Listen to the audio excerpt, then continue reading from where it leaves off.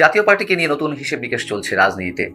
জাতীয় পার্টির ভবিষ্যৎ কি, জাতীয় পার্টির নেতাদেরকে কি ধরনের ভাগ্য বরণ করা লাগতে পারে, এবং এই মুহূর্তে যে বিতর্কটি খুব জ্বালক সহকারে সামনে এসেছে তা হচ্ছে প্রধান উপদেষ্টার সঙ্গে বিভিন্ন রাজনৈতিক দল এবং জোটের যে আলোচনা চলছে, সংলাপ হিসেবে অনেকে অভিহিত করছেন। যাই হোক, যেমন গত শনিবার বিএনপি সহ আরো বেশ কয়েকটি রাজনৈতিক দল এবং জোটের সঙ্গে আলোচনায় বসেছেন প্রধান উপদেষ্টা বিভিন্ন বিষয়ে।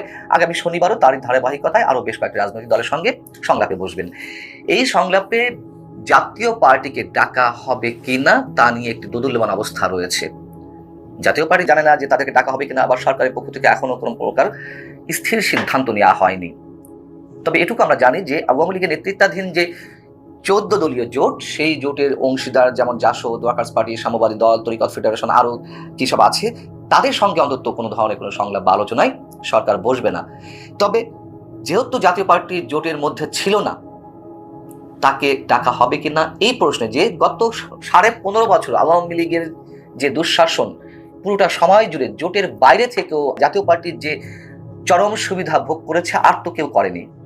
জাতীয় পার্টির সদস্যদের কেউ কেউ কখনো কখনো গত সরকারগুলোর মন্ত্রিত্ব হয়েছে, কখনো বিরোধী দলের আসনে বসেছে, কখনো আবার একই সঙ্গে মন্ত্রিত্বেও ছিল জাতীয় পার্টির সদস্যরা, আবার একই সঙ্গে বিরোধী দলের আসনেও ছিল জাতীয় পার্টি। আবার জাতীয় পার্টির সাবেক চেয়ারম্যান এরশাদকে, জেনারেল এরশাদকে সাবেক প্রধানমন্ত্রী শেখ হাসিনা তার দূতও করেছিলেন, বিশেষ দূত।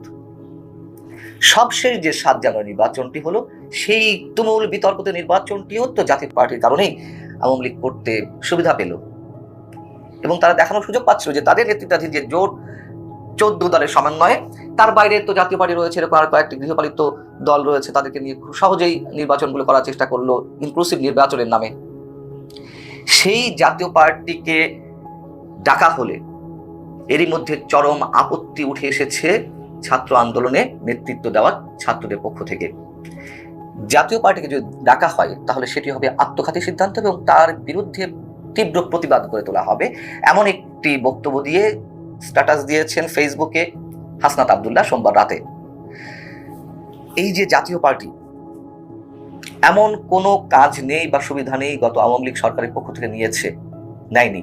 তো যেহেতু সব ধরনের সুবিধা নিয়েছে, এবং সবশেষ আমরা 7 জানুয়ারি নির্বাচনে আগেও দেখলাম, গত বছরের সম্ভবত সেপ্টেম্বর অক্টোবরের দিকে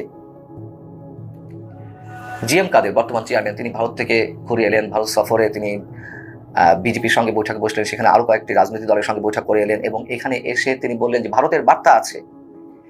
ভারতের কি বার্তা আছে সেটি জানতে চাওয়ার পরিপ্রেক্ষিতে তিনি বললেন, না, তাদের বারণ আছে, দাদাদের বারণ আছে। কি সেই বার্তা আজ অবধি কিন্তু আমরা জানি না। সেই জিএম কাদের এখন ভোল পাল্টে বলছেন ভয়ে টিকতে পারবেন কিনা, সেই ভয়ে বলছেন না, জাতীয় পার্টি কখনো আওয়ামী লীগের দোষর ছিল না, জাতীয় পার্টি নাকি জনগণের দোষর ছিল। জাতীয় পার্টি তো জনগণের দোষর তো দূরের কথা, তার নিজ দলের তৃণমূলের নেতা কর্মীদেরও তো দোষর হিসেবে পরিচয় করে, মানে তাদের বিষয়টি সামনে আনতে ব্যর্থ হয়েছে। 7 জানুয়ারি নির্বাচনকে কেন্দ্র করে তো জাতীয় পার্টির তৃণমূলের নেতা কর্মীদের তীব্র আপত্তি ছিল যাতে এই ধরনের একটি নির্বাচনে জাতীয় পার্টি না যায়, এবং সারা দেশে মানুষ বসেছিল, দোয়া করছিল যে জাতীয় পার্টি যেন এই নির্বাচনে অংশগ্রহণ না করে। শেষমেশ দেখা গেল যে জাতীয় পার্টি ইলেকশনে গেল।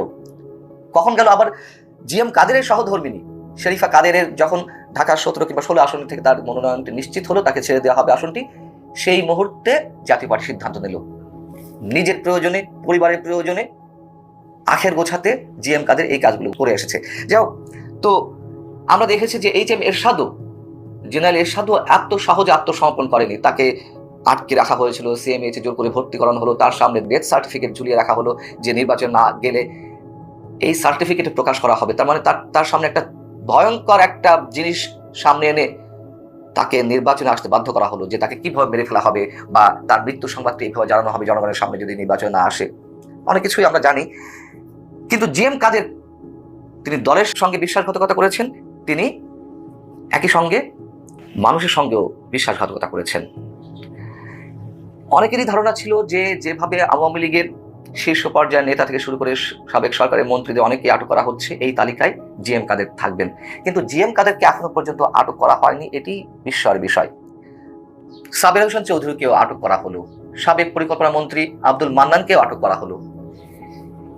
এই মানুষগুলোকে আটকের পরে এক ধরনের কৌতূহলের জন্ম হয়েছে যে এনারাও কি দুর্নীতির সঙ্গে যুক্ত, তাদের বিষয়ে তো গুরুতর কোনো অভিযোগ ছিল না, তাহলে তাদেরকে আটক করা হচ্ছে কেন? আমি সব বিতর্ক বাদ দিলাম, ধরে দিলাম যে আওয়ামী লীগ করেন বা করেছেন, মন্ত্রী ছিলেন, নীতি নির্ধারণী পর্যায়ে না থাকলেও মোটামুটি প্রভাব ছিল দলের উপরে, তাদেরকে এই কারণে আটক করা হয়েছে। যদি তাই হয়ে থাকে তবে জিএম কাদেরকে তো আরো অনেক আগেই আটক করার কথা। তার কারণ এই জাতীয় পার্টি এবং জিএম কাদের ইরান না থাকলে তো আওয়ামী লীগ এত সুন্দরভাবে এত সহজভাবে নির্বাচনগুলো করতে পারতো না।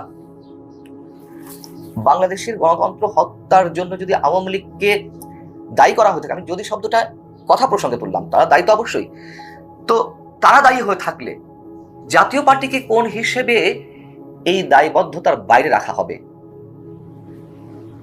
এবং জিএম কাদের নিজে বাঁচতে এখন যে ধরনের বক্তব্য, যে ধরনের সবক দিচ্ছেন, তাকে কারোর কাছেই বিশ্বাসযোগ্য হয়, গ্রহণযোগ্য হয়? আমার ব্যক্তিগত ধারণা জিএম কাদেরকেও আটক হতে হবে, যদি বাংলাদেশের গণতন্ত্র হত্যার জন্য, গণতন্ত্র হত্যার সাথে তো আরো অনেক বিষয় জড়িয়ে রয়েছে, দুর্নীতি থেকে লুটপাট থেকে শুরু করে আরো নানান বিষয়, সেই সবের জায়গা থেকেও জিএম কাদেরকে অভিযুক্ত করতে হবে এবং তার বিরুদ্ধে অবশ্যই অবশ্যই ব্যবস্থা নেওয়া উচিত।